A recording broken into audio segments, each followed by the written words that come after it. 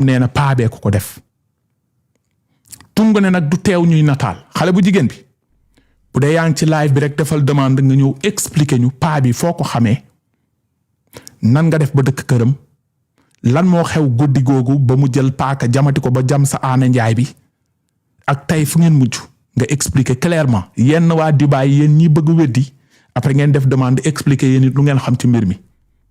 bu ko defee sénégalais yi daal di wax bu guddiwul ñu ñëw si kaawu góor jigéen bi leer na kon fi ak ngeen di tapoter rek dina ma arranger les 12 000 personnes 180 000 tapotage loolu man neexuma allez xale bu jigéen bi defal demande. xale bu jigéen bi jël naa la mais day tourner rond rek wàccal nga def VPN wala leneen s'il te plaît ah. xale bu jigéen bi defal VPN comme Dubaï nga nekk jël naa la yëg nga ci live bi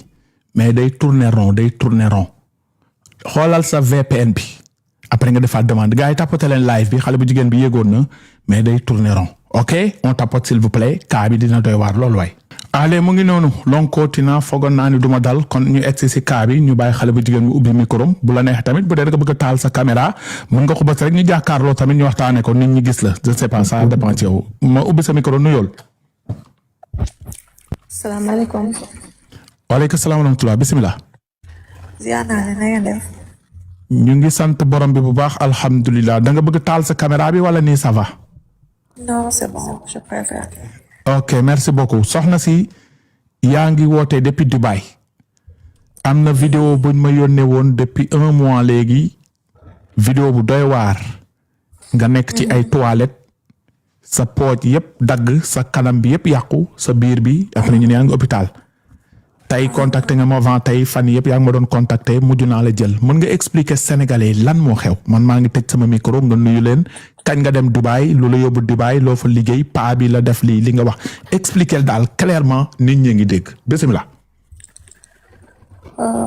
salaamaaleykum yéen ñëpp maa ngi leen nuyu seen tur ak seen sant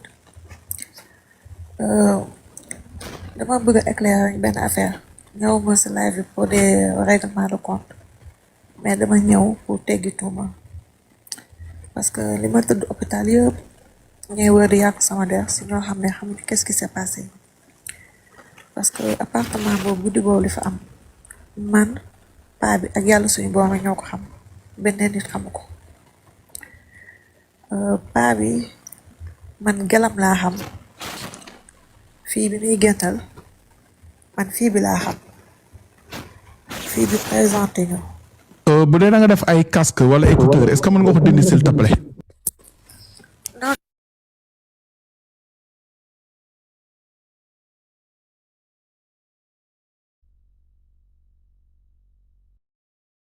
donc gars yi ñu tapoter le temps muy ñëwaat parce que kii bi volume bi neexul. allo oui yéen a may dégg. waaw bu dee da nga am ay casque ak écouteur wala nga xool téléphone bi sa loxo nga bañ a teg ci suuf allez bisimilah eggali. non takkuma casque c'est que hôpital lay jóge blessure yi dama xaw a am problème en fait pour wax dama xaw a sonn bon je disais que man gelam laa xam gelam moo tax ma xam ko ba ma ko présenté ba ma ko fii bi présenté parce que dafa amoon ay xaritu ay ganu italien ñooñu doon wut ay appartement man real estate laay def fii nii real estate agent la broker la ñooñu ñi wut ay appartement fii bi ne ma sama tonton bi parce que man au début dama foogoon ne tontonwam la xamaguma woon ne gelam la bu dem ba sama tonton parce que ñoom ñaar ñoo bokk sant fii bi ne ba sama tonton bi day wut ay appartement dafa bëgg jënd 3 xaw ma 4 appartement ay ganu italien ñoo koy jënd après daf koy defaat ay partition da koy louer léegi den daf ñu koy jox ñu gérer ko ba ànd ak fii bi ñu am si benn kii bu ñu dem benn société bu ñu dem ñoo ñooy appartement mais du woon seen budget en fait c'était la première fois je pense bien que may gisante moom face to face non c'était la deuxième fois ñu gisante face to face man ak moom parce que mosoon nañu gisante Café de Paris fekk ñu amoon benn gan bu nekkoon foofu gisante woon nañ Café de Paris après deuxième fois mi ñu gisante face to face mooy ba mu ñëwee ànd ak italien yi ñuy xool appartement bi appartement bi foofu c'était luxueux du seen budget parce que li ñu bëggoon du woon loolu léegi quand on s'est séparé ñu teg si quelques jours ma nekk si DRA bi ànd ak ganam boobu noonu ak moom paa bi woo ko ne ko ce qui nga àndaloon laa ma ko jox ma sa numéro parce que damay ubbi fii benn société immobilière dama bëgg mu gérer ma ko parce que moom am na si expérience loolu lay def ñoo ànd fii bi jox ko sama numéro ba ko fii bi joxee sama numéro mu woo ma ba ma woowee mu wax ma même chose ba ne ki ne àndaloon sax na kooku investir mais kooku il n'était pas intéressé léegi man mu ne ma moom mooy ki ba nag man amul problème boo ko ubbee rek amul benn problème ñu wax ci salaire bi ak commission bi nan lay demee mu ne ma d'accord léegi ñu toog mu mon téléphone quand il m'a appelé au téléphone je suis partie le voir quand je suis arrivée mu ne ma voilà dama bëgg ba wan ma fi mu koy ubbi ba wan ma immeuble bi ma en fait dugalu ma ci biir immeuble bi mais maa di pointe du doigt l'immeuble dama immeuble fii laa koy ubbi et tout ma ne ko d'accord ba mu dema léegi sa équipe lay doon yow yaa koy manage ma ne ko ok amul benn problème ba mu commencé woon sax di wut di kii équipe parce que pour man dafa def leasing bi tout alors que c'était pas vrai en fait tout ça c'était dans sa tête mais man je savais pas que li nga doon wax yëpp bu yegg après il m'appelle au téléphone mu ne ma j'aimerais qu'on se voit léegi ba mu liggéeyee ba wàcc on s'est vu ñuy toog di waxtaan mu ne ma yow pourquoi nga dëkk Dera ma ne ko bon je cherche même quelque chose parce que man ak fii bi on cherche à déménager mooy fii bi moo ko présenté on cherche à déménager côté bii nii ma ne ko mais ñoom pareegul ma ne ko mais man fii moo ma arrangé parce que man fii laay liggéeyee parce que man je travaille à Business Bay ma ne ko man foofu laay liggéeyee mu ne mais attends man sama ganu italien yi dem mu ne ma appartement ma yor man 2 chambres laa yor mu ne ma tu viens je te loue l'une des chambres ma ne ko yooyu dafay cher ma bokk ak keneen comme ça ñu bokk kii bi parce que dafay cher mu ne ma non yow ñaata ngay fay fi nga nekkoon ma ne ko man fi ma nekk 1300 lay fay mu ne man je te loue la chambre à 1500 xanaa 1500 mën nga ko c'est franchement loolu moom dil la woon ma ne ko oui amul problème mais man ba ma kii am man nee naa ko sa téléphone bi doo ñu baal nga defal ñu ko non déranger bu dee da ngay jot ay appel s'il te plaît waaw da nga koy def non déranger parce que di dagg di ñëw bi nit ñi duñ comprendre nga tënk ko tamit waaw ok sorry allô man yéen a may dégg non c'est bon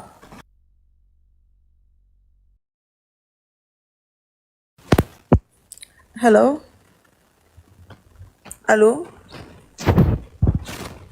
soxna si baax na boo xoolee sama loxo maa ngi lay naan baax na wala da nga gëmm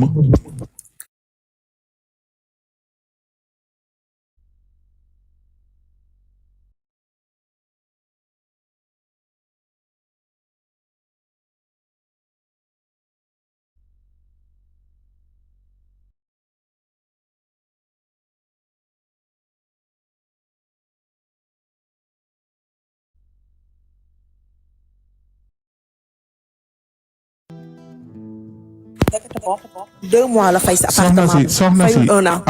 allo oui maa lay dégg li nga doon wax yëpp c'est perdu oh God boo ñu baanee baalan gis nga live dafa am nu muy demee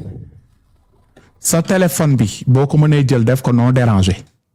nga expliquer ñu clairement qu'est-ce qui s'est passé mu mën a dugg ci bopp nit ñi parce que booy wax nga coupé waat nit ñi di la woo nga kiiwaat nga ñëwaat ñun amuñu temps bu bari wax dëgg fa yàlla waaw par respect rek da ngay def non déranger pour ñii di lay woo s'il te plaît comme ça nga expliquer clairement nit ñi tamit gars yi kaa rek la ñuy topp nga wax lu leer rek. non décroché wu ma benn appel. léegi kon sa réseau bay daw wala lan la. waaw waxal clairement ni connexion bi la. ok vas-y la connexion bi mooy daw mais décroché wu ma benn appel. Galil vas-y. léegi mu ne ma appartement bi il a payé 1 an je pense que expliqué woon naa côté boobu ndekete moom fayul ndekete moom dafa jël appartement bi fay 3 mois après nag laa ko découvrir léegi ba ne ko ok y a pas de problème léegi man je vais en parler à la fille mu ne ma non faut pas lui en parler faut pas du tout lui en parler parce que kooku daf ma sonal waaw moom yaayam dañ ma sonal lii sama appartement la man maa ko moom voilà aw ma pour rendre ko compte quoi que ce soit ma ne ko mais moom moo tax ñu xamante de mu ne ma non faut pas lui dire parce que bu baaxoon man néeg bi maa koy jox mais moom baaxul santul yàlla taxawukaalukat expliqué ay détails du ma dugg si détails yooyu loolu ànd joom ñaam la ma ne ko d'accord y a pas de souci fii bi tamit on s'est vu benn bis man maa ko koy junju bu ne ma non tu sais man maa la ko présenté bu la wooyee mën nga fa dem vous pouvez vous voir parce que moom dafa bëgg ngeen liggéey ensemble kon man ça me pose pas de problème ma ne ko ok peut-être nag erreur bi ma def mooy quand je déménage j'aurais dû ma toog ak moom ma ne ko ah diw damay déménager foofu noonu jox naa ko sama xaalis mais j'ai pas fait ça j'ai vraiment pas fait ça parce que en ce moment man ak fii bi dafa amoon benn problème bu amoon ba man ak moom dafa amoon benn distance bu amoon sama diggante ak moom du coup dama ko daan yónnee message mën na toog 3 jours du ma tontu bu ma tontee brièvement lay wax ak man voilà après moom man ma dëgg bal bi ma déménager ba ma déménager damay xëy dem liggéeyi au boulot après je rentre à la maison au bout de 3 semaines pas bi commencé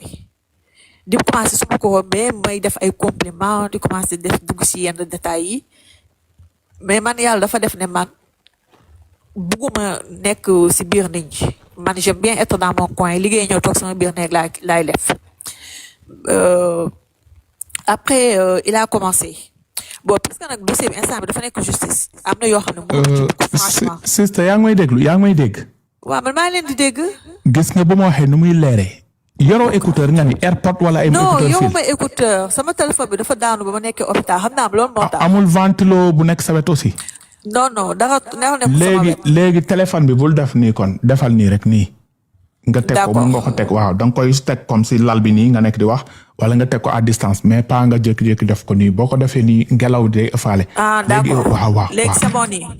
waaw sori ko tuuti rek waaw noo ko C'est gën a bon. sori baax ok bien sûr D'accord. baax na merci ok d'accord ok léegi ba ma déménager ba ma aménager problème yi commencé am problème yu sew après ma commencé gis ne paa bi li ma doon wax dara amu ci parce que instant boobu fekk na mu jël sama passeport parce que dafa ne ma jox ma passeport bi comme ça bala maa kii ma defal sa ID bi mu ne ma defal sa ID parce que yow yaa may gérer kii bi ma ne ko d'accord am benn problème ma jox ko passeport bi léegi quand je lui ai remis le passeport ba mu yoree nag sama passeport en sans possession si la commencé nag si la problème bi nag commencé parce que dafa doon am ay xarit yu fa daan ñëw ñooñu c'était des collaborateurs mais ñooñu ay émiratis lañu waa dëkk bi lañu li ñuy liggéey du ma ko citer parce que seen tour mais nag si ñooñu la doon utiliser en fait seeni fonction pour di ma ci chantage di ma ci menacer foofu la harcèlement bi commencé buy dugg sama néeg du ma du fëgg day ñëw rek ne cabax dugg sama biir néeg bi bu dugg see man ak yow li ngay def nii ce sont pas les bonnes manières pour mag mu toll ni yow tu as fait combien d'années en Italie jàng nga mais li ce sont pas les bonnes manières booy dugg si nekk da ngay fëgg ba ma ne la entrer parce que mën nga ma fekk ma simeeku wala may def dara au début danaa excuser mais après dafa dem ba su ma ko waxee naa ma fii sama appartement la waaw je fais ce que je veux léegi bu jékki-jékki dugg sama nekk bu xëyee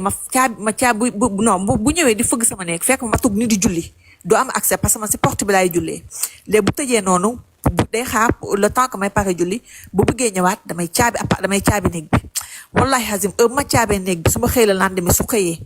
woowaa ji mu changé verrou yi man damay jékki-jékki rek ñëw fekk mu tegal ma caabi bu bees paa bi di ma defal harcèlement bu metti boo xam ne ci biir appartement bi may dund lu metti loo xam ne xale bu jigéen bi nga xam ne tey dafa dem ne ñeesam la kooku du ñeesam gelam la da koy ñoom ñaar dañuy génn sa day génn ak yaay xale bu jigéen boobu say gis nga problème bi man li ma tëdd hôpital yëpp ñu yàq sama der man tey mën naa joxe des noms sa xale bu jigéen bi su arrêté wu bu defu demi tour dinaa wax kan mooy yaayam parce que yaayam xam nañ ko bu baax Sénégal xam nañu frère yaayam parce que frère yaayam maire la woon fële Casamance Ziguinchor xoma maire la fa woon mais su ma waxee turam ñëpp nañ xam fam bi ñooy kan xale bu jigéen boobu léegi pour ce qui s'est passé damay wax ce qui s'est passé ce jour-là lundi boobu dama xëy fekk man si dimanche bi dama contacté benn domestic violence hotline ma expliqué leen situation bi ma ne leen man ki ma nekkal fii daf may abusé c'est mi ngi may menacé daf ma sonal je suis très fatiguée dama bëggoon ngeen jàppale ma parce que dama bëgg je veux quitter mais je ne peux pas quitter ñooñ na ma demal police ñooñ jël déclaration ne demal police bi di gën a jege mais yóbbul sa passeport ma ne ko yoruma sama passeport moom moo yor passeport bi bu ne ma defar naa rapport ba yónnee ko police mais il faut nga dem ak pièce d'identité bu la mën a identifier man nag passeport boobu mu yor man passeport boobu laa bëggoon récupérer ba am na sama benn tata boo xam ne dama ko woo ba sama tata woo waa ambassade ne expliquer leen situation am ne leen dimbali leen ma ngeen dem fa ngeen génne ko ci kër googu ngeen récupérer passeport am waa ji nekk si ambassade bi naan ko daan ko man xale bu jigéen boobu sax contacté woon na ma mais dama foogoon ne rek ñiy wut di taxawaalu Dubaï la kooku ne ko kooku du wut di taxawaalu parce que kooku du xale bu jigéen c'est une dame mu ne ko kooku États-Unis la nekkoon fa la nekkoon fa la jànge mu nekk si fan bu baax la bokk mu ne ko non j'avais pas compris déjà kooku jugé na ma moom ki nekk si ambassade bi si xamuma man ba ma ko woowaatee mu ne ma non dama foogoon rek ñiy wër di taxawaalu nga mais xaw ma ne situation bi nii la mu ne ma léegi jox ma ni moom waa ji ma woo ko ma nekk man maa ngi nekk si këram mu di ma torturer di ma dóor di ma def yu bon yoo xam ne du ma fi nekk sax di ko wax ma nekk man bu ma la joxee ni ma loo koy def danga koy woo ne ko jox ma passeport ma nekk loolu c'est truc doole ma jàppale yéen ngeen ñëw fii parce que je peux pas contacter la police mais jàppale leen ma ngeen ñëw fii ngeen dimbali ma si mu jox ma sama passeport mu dem ma dem faale wuñ ma ñu def ko pendant des jours faale wuñ ma man dimanche bi laa wax ak domestic violence hotline bi ñoom ñu wax ma loolu lundi ma xëy dama amoon rendez-vous d'affaires ma xëy dem si rendez-vous bi à mon arrivée ma fekk ko ci balcon mu toog ma nuyu ko ne ko ça va mu ne ma ça parce que maanaam moom boo fekk nañu toog des jours waxuñu des 3 semaines je pense waxuñu parce que yàlla moomu suturaal dana naan benn instant benn xaritam dafa ñëwoon dëkk si kër gi ba fa xëy bu dëkk seen si laa am jàmm ak salaam daawul ñëw sama nekk mu may ma jàmm franchement parler temps yooyu amoon naa jàmm mais ba xale bu instant boobu xelam nekkati na si man mu sonal ka fa nekkoon di ko tong di def yëfu ju paa bi amul benn discipline di def yëfi indiscipliné yoo xam ne ba kooku takk ay bagage am dem yoon bis ba kooku dee dem dama doon jooy di ko supplier ne ko ngir yàlla bul dem mais affaire bi man musuma yëkkal sama téléphone musuma expliquer kenn rek laa ko ma ko expliquer kooku Maroc la nekk mais waxaatuma ko keneen ce qui se passait vraiment dans l'appartement kooku ne ma yow lan ngay jooy ni qu'est-ce qu'il y a ma ne ko ngir yàlla bul dem boo demee sama àdduna nday yàqu ngir yàlla bul dem kooku ne ma il faut ma dem parce que kii mënu ma nekk ak moom parce que bëgguma sunu amitié yàqu ndax kii kooku daal dem ba kooku demee ndekete kooku appartement bi moom moo ko doon fay de man xaw ma woon ne waa ji 3 mois la fay xaw ma 2 mois après laa ko xam ba borom kër gi ñëwee di fëgg fa di laajte xaalisam si laay doo xam ne kii ndekete yi ma doon wax yëpp dara du ci woon dëgg parce que dañ daan toog ba moom lekk sax du ko am man xaalis maa ko daan lebal parfois day jóg parfois ne ma sama cigarette jeex na maa koy jox mu jënd cigarette wala man maay wàcc parfois jënd cigarette ñëw jox ko même dugg man maa daan dugg bu ma demaan deexaan yi man maay ndugg samay ndugg ñëw togg danaan togg ba du am lu mu lekk dara yoru ko wax ñu bëri rek la nekkee biir Dubaï léegi man avec le temps maa ngi comprendre kii mooy kan c'est aussi mi ma doon wax si yu bëri si xale bu jigéen bi tamit yaam da daan woo waa ji appel vidéo waa ji day ñëw ba sama néeg toog def téléphone bi haut-parleur may dégg li mère bi di wax si li mère bi doon wax yëpp A ba Z maa ngi mu ngi sama nopp ba fi may toll nii nag naa suturaal mère bi sax naa suturaal xale bu jigéen bi ba moom ma gis ko mu génn wax boobaa ma leeral lépp si sama diggante ak xale bu jigéen beeg waa ji mais pour le moment man dinaa respecter moom sa vie privée. Revenons à ce lundi là bi problème bi amee ma dem sama rendez-vous d'affaires ma ñëw ba ma ñëwee ma fay sama waxtu julli yi ma fekk ci balcon bi mu toog ma ne ko Diop mu ne ma ne ko dëkk dafa metti c'est li may dund sa kër gi metti na c'est lii dara jaru ko parce que ba may dugg sa kër gi xamoon damaa ñëwoon fii pour nga may teg li nga may teg ma ne ko léegi jox ma sama xaalis ak sama passeport man am daa feneen fu ma nekk vendredi damay dem incha allah rek mu pétalee commencé di ma saaga ay ndey di yuux di wax lu nekk paa bi di ko wax ma xam ne fii dialogue munu fee am ma daal jóg ndànk dem dugg sama nekk toog ba ma toogee noonu mu romb ma neen dafa dem noonu rendez-vous mu dem rendez-vous am ñëw waxuma man daal togg naa lu ma lekk man lekk may préparé pour tëdd préparé naa ba lal bay waaj a tëdd rek mu débarqué sama kanam fekk ma toog rek mu saaga ma yow da nga defoon ndayam noonu dugg sama néeg looy def passeport bi doo ko jot commencé di saaga naa ma xot naa nday passeport bi di saaga di yuuxu rek ma mer man tamit ma jug ma ne ko yow ku ëppal nga ma ne ko parce que yow da nga toog dama def yi may def fii ma noppi parce que xam nga ne je peux pas appeler la police parce que sama visa jeex na moo tax nga sonal ma nii ma ne ko mais loolu jeex na ma ne ko fii nii quitte à ce que je quitte le pays mais tey lii yëpp dafay jeex parce que sonn naa yow sonal nga ma ne ko man tey du ma fa fanaan dina ak jeex naa yem ak paa bi mbéj ma paa bi dafa ma mbéj rek ma gëlëm xaw ma fu ma nekk parce que mbéju ginnaaw la ma mbéj loxo ginnaaw bi sa paa bi loxo yi ndawul parce que du ko ndaw dafa njool nii xaw a indi en forme en fait rek ma gëlëm dama gëlëm toog rek man dama amoon kar mu jàpp sama loxo yi wërale ko sama kar rek bif ma rek ma fekk si ko rek sukk noonu la ma xëccee dugal ma si néegam li ma def yëpp duma ko wax mais parce que man ak moom dañuy dem procès incha allah c'est am na yenn détails yoo xam ne mënu ma ko génne fii peut-être après procès bi mu torturé ma il m'a ligoté pendant des heures torturé ma amul lu ma yow sànq ba ñuy wax man ak yow am na lu ma la jot a wax am na lu ma la jot a expliqué si li mu def léegi ba mu defee li muy def pare ma jékki-jékki ma ne ko man dama saf saw il faut ma dem sawi bala maa saw lal bi saf naa saw lool sa dama sonn mu ligoté ma saaga bàyyi ndeyam ma jóg di dem mais dama wàcc si lal bi rek je sentais plus mes pieds ma perdre toutes mes forces ma dox ma génn taxaw ci buntu bi ma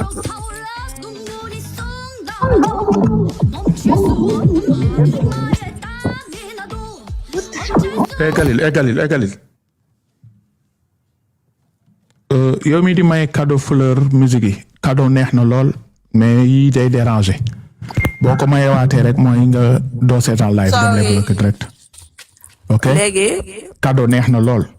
mais bu musique bi moom boo ko mayee dama lay bloqué xam nga boo mayee sa tur day feeñ nii gisoo dama lay xëcc rek bloqué la dañuy déglu nekkuñ ci soirée ok léegi eggalil siste léegi comment fan laa yemoon léegi ba mu ma defee la ba ma génnee ci néeg bi rek sama j'avais plus de force ma taxaw doon ci buntu bi sëgg boobu nag sama àdduna tukki na boobu sama àdduna tukki na sama àdduna tukki na naat ma am lu ma metti naat ma taxaw mu génn dama kon yow kii woo dangay fedd sawi woo tey laa lay def kii paa bi daal parce que dafa naanoon naat il faut dire que dafa naanoon il avait bu mu mel ni waat gaynde si sama kaw ma ne non parce que kii su ma ko bàyyee nii li ma nar a def nii sama àdduna daf ko nar a yàq je me suis débattu foofu ba télé bi sax dafa yàqu télé bi dafa toj man par la suite laa xam ne télé bi dafa yàqu après je me suis débattu ak moom ba bëgg ma xëy nag mu toog man si laa daw li ma dese woon si force si laa daw te foqati sama téléphone si table à manger bi rek daw dugg si biir salle de bain bi ba may dugg si salle de bain bi nag il a été rapide si la ñëw koñe porte si la ñëw teg tànkam si porte ba ma porte bi sama bopp dal si mur bi ma toog ba ma yeggee si suuf mu dugg si nekk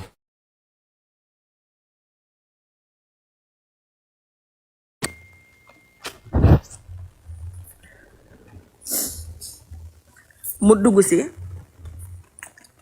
la dugg si gaañ ma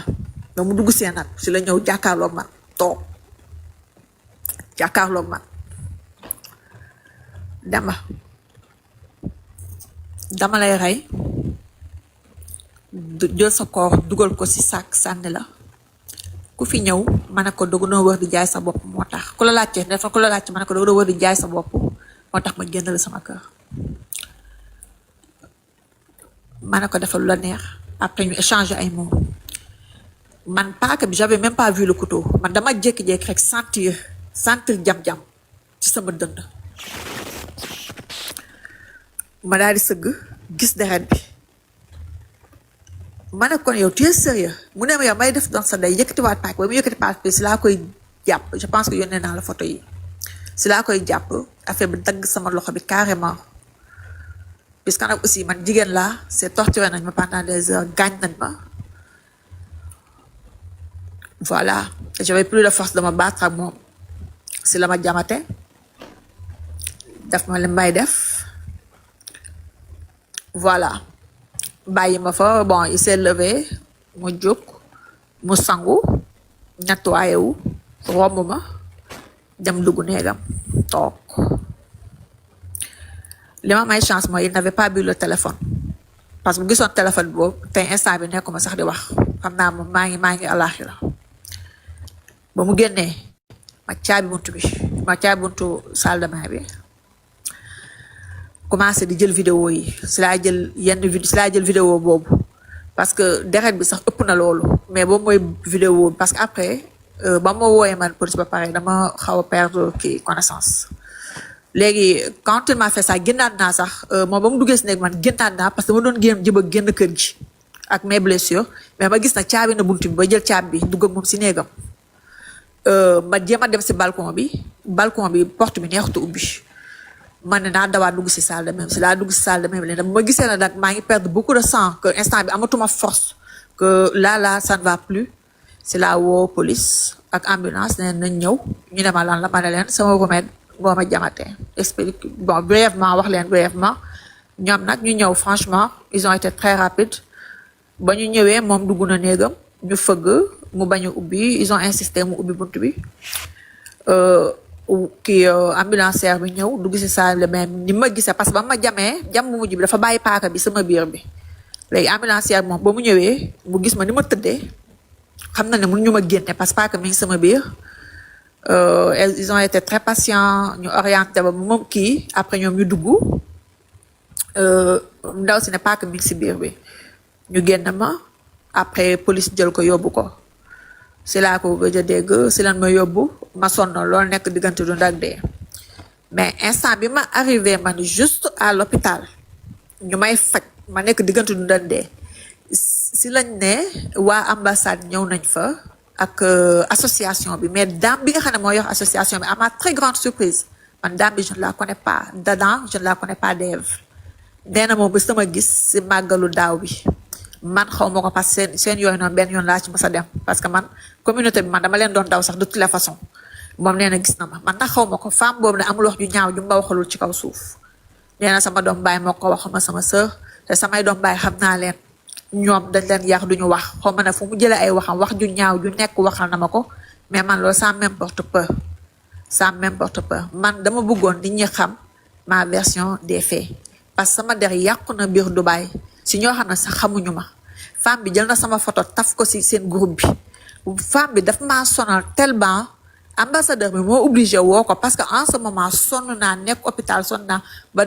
ambassadeur ak psychologue yi dañoo obligé ñoom ñu ont appelé pour ñu ambassadeur bi woo ko ne ko bàyyil ki ngay woo ambassadeur moo tax femme boobu bàyyi ma mais femme bi le 14 bi ma duggee hôpital le 15 la xëy di ma yónnee ay message di ma saaga waxu ju ñaaw ju ne femme bi wax na ma ko ñoom ñoo ne lii man maa ko def sama bopp yow yónnee naa la vidéo yi yow bu dee yow li ma la yónnee yow nuru na la ne man lii nit mën na tiim boppam di ko def lii nga wax ko fii parce que tamit wax bu dofee nopp yi koy dégg wax a nite xale bu jigéen boobu tey bu ko neexee mën na gel bi mën na ko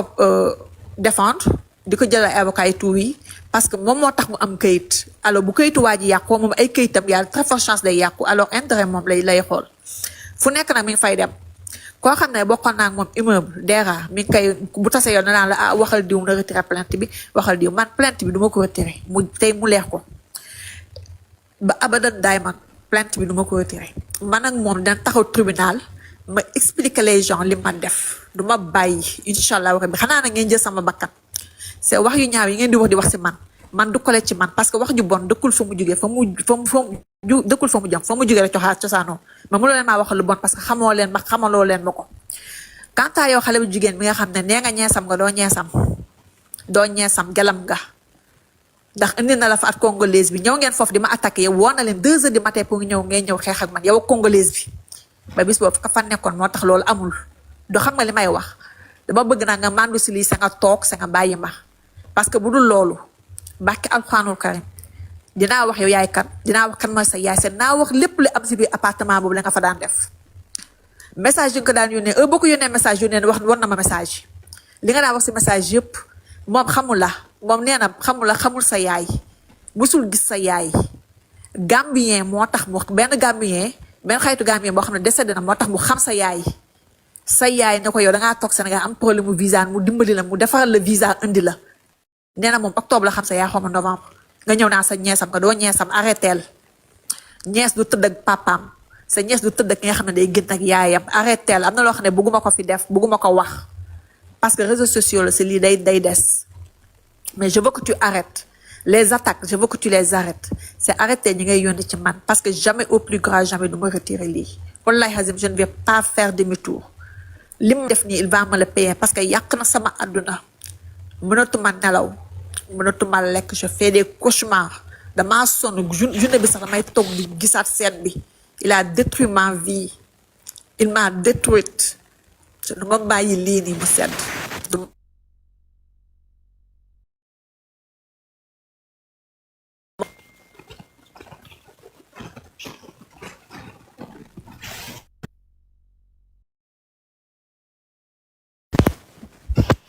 Là, c'est bon là. Pare naa parce que je ne veux plus parler. Je ne peux même plus parler. Calme.